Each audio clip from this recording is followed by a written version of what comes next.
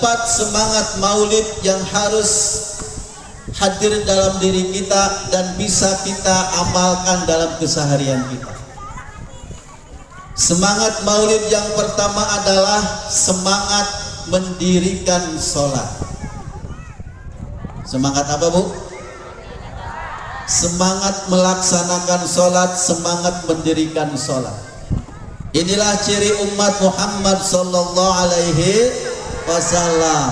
Nungaku umat Muhammad sallallahu alaihi wasallam kedah rajin sholat. Tarahum ruk'an sujada. Kamu melihat umat Muhammad itu, kamu melihat sahabat-sahabat Nabi ruk'an sujada, selalu ruku dan selalu sujud. Ruku dan sujud di sini maksudnya adalah sholat. Ibu-ibu cinta ke Rasul? Bapak-bapak cinta ke Rasul? Apakah cukup berkata cinta? Tidak. Kalau suami ibu mengatakan kepada ibu, "Ibu, aku cinta padamu," bohong. Pak, benar bohong. "I love you full, mama." Dijawab ke istrinya, "I love you too full."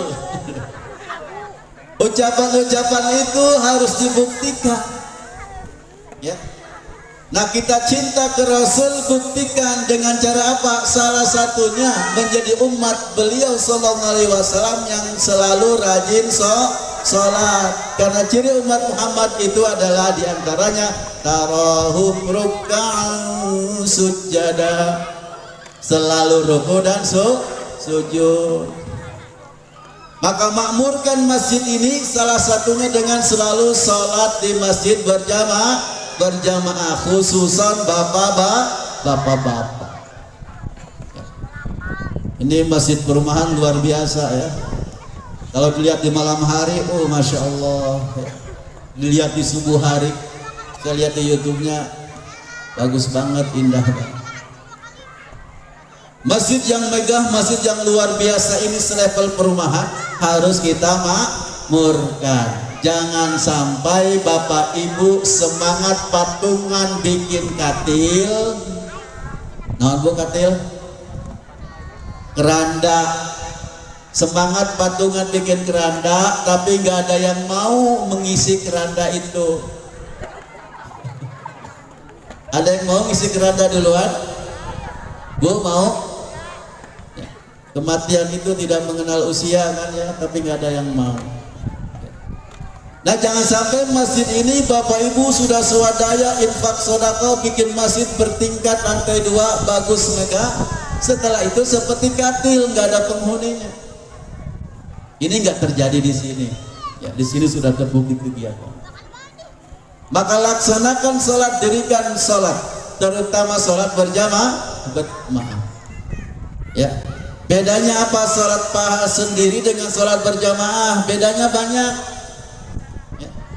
Pahalanya itu 1:27, bahkan dalam hadis lain ini 1:25, ya. 1:25 jauh, 1:27 apalagi. Jadi bapak ibu pahalanya banyak kalau sholat jamaah, sholat fardu di masjid. Kenapa banyak? Satu, sebelum berangkat ke masjid, bapak ibu sudah dalam keadaan berwudu. Betul? Bapak-bapak wudunya di rumah, kan? Ya. Ketika berwudu dan wudunya sempurna benar, itu udah dapat pahala. 1 poin, beberapa poin pahala dari Allah. Kemudian keluar rumah, melangkahkan kaki, ya. Maka wa fi kulli khutwatin khattaha, setiap langkah yang dia langkahkan itu darajat, 1 derajat, 1 pahala. Dan setiap langkah itu 1 dosa juga dihapus oleh Allah Subhanahu wa ta'ala. Jadi semakin banyak langkahnya ke masjid ini, semakin banyak pahalanya. Jong yang paling jauh dari masjid ini. Kang Arif, berapa meter dari sini? 2 kilo. Kurang sabar.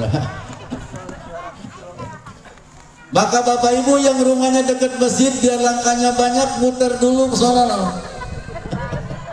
Muter dulu ke gerbang baru masjid. Sekalian olahraga kan itu. Maka semakin jauh semakin banyak langkahnya, justru semakin banyak pahalanya ya. Bapak Ibu, alhamdulillah di Indonesia, di Kuningan, di Ciawi banyak masjid, banyak musola, enak, mau pilih mau yang dekat, mau yang sedang, mau yang jauh ya. Jadi nggak ada alasan sebenarnya nah tareka masjid lebih Pak Ustaz. Justru semakin tepi semakin banyak pahalanya. Bayangkan Bapak Ibu tinggal di negara minoritas muslim. Bayangkan Bapak Ibu tinggal di negara yang Islamnya sedikit. Masjid saja satu negara cuma ada 7. Musola teu aya. Contoh negara Hong Kong, masjidnya senegara Hong Kong dengan 7. Ya. Sementara di Ciawi Gebang bae pakai sabaraha masjid. Sekecamatan. Di sana senegara cuma 9, sekecamatan Ciawi ada. Setiap desa aya hiji, berarti sabaraha? Belum musolanya. Jadi WNI yang tinggal di Hong Kong itu Bapak Ibu kalau mau sholat jamaah harus jalan kaki ya, setengah jam untuk bisa sholat berjamaah. Bapak Ustaz tahu, saya ngalami. Bagaimana ketika saya di Hong Kong susah beratnya harus jalan kaki jauh ke masjid untuk sholat berjamaah. Maka bersyukurlah tinggal di sini karena Bapak Ibu alhamdulillah sekomplek ini dibuatkan masjid oleh para muhsinin, para donatur, juga oleh Bapak Ibu semuanya sama-sama guyup membangun masjid ini. Maka laksanakan sholat secara berjamaah. Jadi pahalanya tuh udah wudhu kemudian melangkah itu berpahala. Kemudian sampai ke masjid, sholat tahiyatul masjid plus sholat qobliyah. Nah kalau Bapak Ibu sholat sendiri di rumah dapat pahala langkah kaki ke masjid enggak? Enggak. Dapat pahala tahiyatul masjid enggak? Enggak. Di rumah emang ada sholat tahiyatul masjid? Enggak ada sholat tahiyatul bait juga enggak ada. Jadi enggak dapat pahala itu. Kemudian selesai qobliyah, Bapak Ibu nunggu qomat 10-15 menit. Selama qomat itu Bapak Ibu didoakan terus oleh malaikat. Allahumma gfir lahu, Allahumma arhamhu. Ya Allah ampuni Pak Arif, ya Allah ampuni Ustadz Syifa. Ya Allah ampuni pakai serak, ampuni Bapak Ibu jamaah di sini. Terus Allahumma gfir lahu warhamhu, Allahumma gfir lahu, Allahumma arhamhu. Kalau kita di rumah nungguin anak istri wudu, didoain nggak sama malaikat? Enggak, malaikat di masjid doain. Terus berjamaah ya, dapat pahala sholat berjamaah. Setelah itu zikir.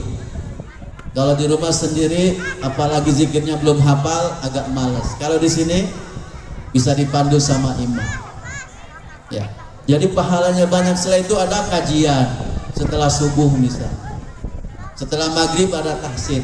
Jadi pahalanya, rentetan pahalanya banyak. Kenapa? Karena tadi Rasul sudah menyampaikan memang pahalanya 1/27. Ya, jadi bismillah ya.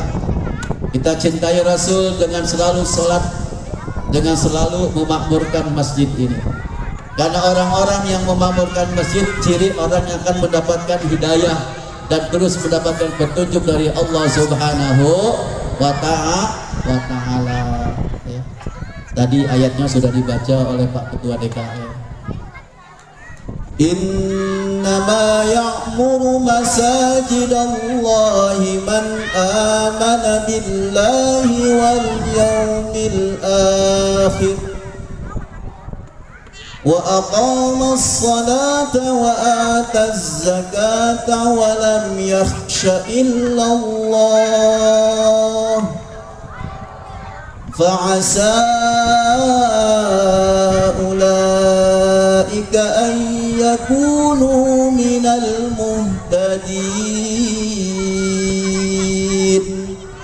Allah, orang-orang yang memakmurkan masjid itu dia senantiasa menjaga iman kepada Allah, menjaga yakin iman kepada hari kiamat, wa qamas shalah, terus mendirikan salat, menunaikan zakat, dan hanya takut kepada Allah Subhanahu wa ta'ala. Jadi Bapak Ibu kalau ingin punya rasa hanya takut kepada Allah, makmurkan masjid. Bapak Ibu ingin terus diberikan petunjuk oleh Allah, makmurkan masjid. Salah satunya dengan mendirikan, melaksanakan sholat berjamaah. Jadi semangat Maulid yang pertama, semangat mendirikan sholat, sehingga nanti terlihat di wajah kita kecerahan, keceriaan umat Muhammad SAW yang sering sujud. Simahum fi wujuhihim min atharis sujud.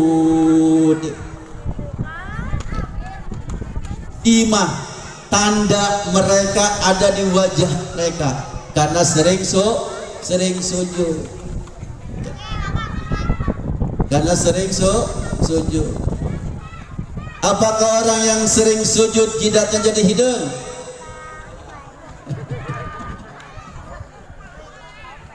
Apakah yang sering sujud jidatnya bakalan hitam? Tergantung sujudnya di mana. Mun karpetna sajadana kasar bisa jadi sekian kali sujud langsung hidung. Tapi mun karpetna sajadana halus, nek dikucek-kuceknya moal hidung. Maka tujuan kita bukan ya. Jadi cirinya bukan jidatnya hitam yang orang sholat itu. Terlihat ceria, terlihat bersinar, ada inner beauty, kata Dr. Arif itu. Ada kecantik dalam dirinya karena wajahnya sering disiram air wudu minimal 5 kali itu minimal.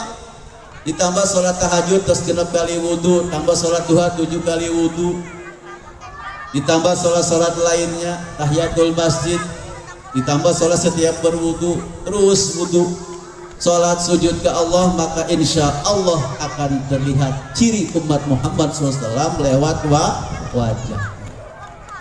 Jadi bismillah ya, semangat, ajak suami, ajak istri, ajak anak-anak, tetangga, sahabat untuk terus mendirikan sholat dimanapun kita berada.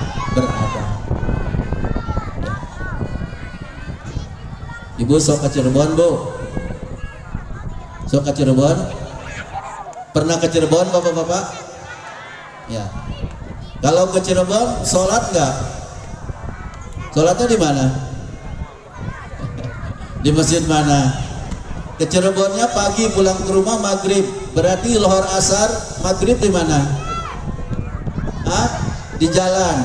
Ibu jangan sholat di jalan, bahaya. Tabrak mobil. Sholat di masjid pinggir jalan raya itu yang benar ya. Jadi zaman sekarang itu nggak ada alasan kenapa nggak sholat musafir Pak Ustadz. Emang musafir kalau nggak sholat? Musafir tetap wajib sholat, bahkan diberikan keringanan ya. Ada jamaah takdim, jamaah takhir, ada sholat kosong, jadi nggak ada alasan. Sepanjang Ciawi Gebang sampai Cirebon ada berapa masjid? Jalur mana lah? Jalur Olecet, terus Cijoho, terus lurus kanan ke Cirebon. Ada berapa masjid Bapak Ibu? Banyak.